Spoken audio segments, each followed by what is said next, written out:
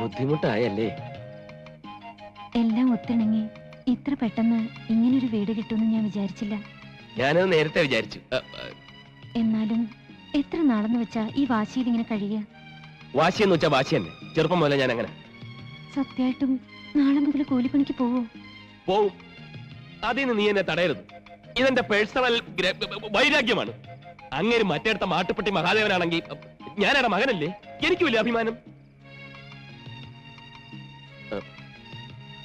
പിന്നെ മോളെ, പുറത്തേക്ക് ഇറങ്ങി ആരുമായിട്ടും വർത്താനം പറയണ്ട.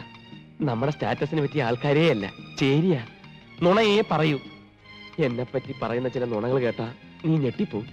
ആരെന്ത് പറഞ്ഞാലും ഞാൻ വിശ്വസിക്കില്ല. എനിക്ക് എന്റെ ബാലേട്ടനെ എന്നും ഇങ്ങനെ കണ്ടാ മതി. എന്നും ഇങ്ങനെ കാണും, അതാ എന്റെ പേടി. അതെന്താ? അല്ല, മോളുടെ ഈ വിശ്വാസം മാത്രം മതി എനിക്ക്. നീ ധൈര്യമായിട്ട്. ആരാത്? ചേരിയിലെ ഏതെങ്കിലും നുണയന്മാരായിരിക്കും.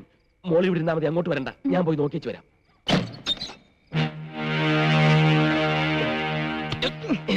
നീ എന്താ ഈ പാതിരാത്രിക്ക്? ഞാൻ പിന്നെ എങ്ങോട്ട് പോവും? നീയൊക്കെ കൂടി ഒലത്തി ഒലത്തി എന്റെ വീട്ടിൽ ചെന്ന് ഓതിയത് എന്റെ കല്യാണം കഴിഞ്ഞാണല്ലോ. എന്നൊന്ന് കാണാൻ കൂട്ടാക്കാതെ, ഞാൻ പറഞ്ഞത് കേൾക്കാൻ നിൽക്കാതെ എന്റെ വീട്ടിൽ തന്നെ പുറത്താക്കി. ഓ, എപ്പോ? തമാശിക്കല്ലേ? പതുക്കെ ലക്ഷ്മി കേൾക്കും. ലക്ഷ്മി കേക്കട്ടാ. ഞാൻ ഈ കഥ ഒന്ന് ചാരി. വീടും കൂടില്ലാത്ത എനിക്കിനി ഒന്നും നോക്കാനില്ല. ഞാനിപ്പോ വിളിച്ചു പറയും നീ മഹാദേവന്റെ മകനല്ലാന്ന്.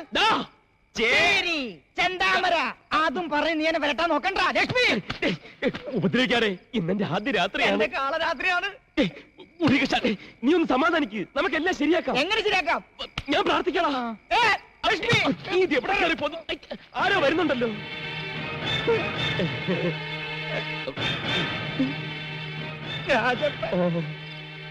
കണ്ട, പ്രാർത്ഥിച്ച ഫലം ഉണ്ടാവും.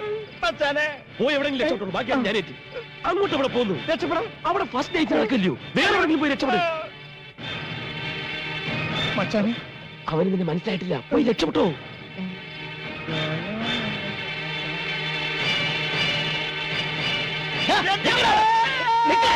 രാജപ്പനെ ഓടിക്കരുത്, ഞാൻ സ്പീഡ് കൂട്ടും. അയ്യോ അമ്മേ. നമ്മുടെ ഡ്രൈവറാ. ഇത് അവന്റെ വീടാ. പൊതുകടിയുണ്ടോ, സുഖമാണോ എന്നൊക്കെ അന്വേഷിക്കാൻ വേണ്ടി വന്നാ. പാവം. എന്തോ അത്യാവശ്യം ഉണ്ടെന്ന് പറഞ്ഞു. കൂടുതൽ ഓടുന്നുണ്ടല്ലോ. അയാൾക്ക് എന്തെങ്കിലും ഒരു അത്യാവശ്യം കാണും. ചേരി പ്രദേശമല്ലേ. നീ വാ.